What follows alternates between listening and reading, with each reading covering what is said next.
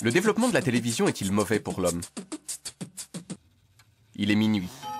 Bastien regarde la télévision en cachette, mais comme toujours, sa mère l'interrompt brusquement. Bastien, tu éteins tout de suite. Mais maman... En 2011, un être humain moyen passait 3 heures et 16 minutes par jour devant la télévision, soit 20 minutes de plus qu'en 2001.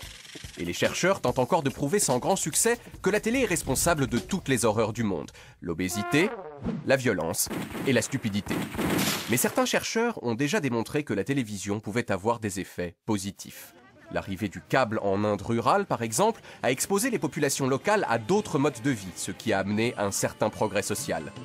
T'as cru que tu me tromperais et qu'il se passerait rien, hein? Tu vas voir ce qui va t'arriver. Non mais, allez viens, on y va. Les femmes des campagnes indiennes qui ont reçu le câble sont devenues brusquement moins susceptibles que les autres d'accepter de se faire battre par leur mari, et elles mettent à présent plus volontiers leurs enfants à l'école. La télévision peut aussi rendre les gens plus intelligents. C'est du moins la thèse de Steven Johnson.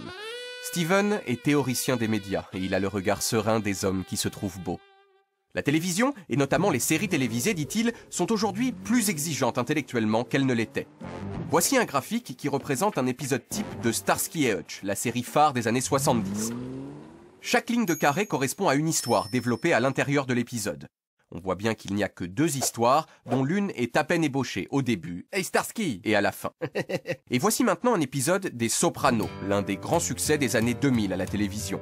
9 lignes narratives complexes qui s'enchevêtrent d'un bout à l'autre de l'épisode.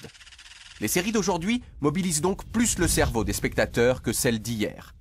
Reste que les émissions vraiment intelligentes, elles, sont toujours aussi rares. Bastien, tu éteins. Bah maman, c'est le chiffroscope. Ah pardon.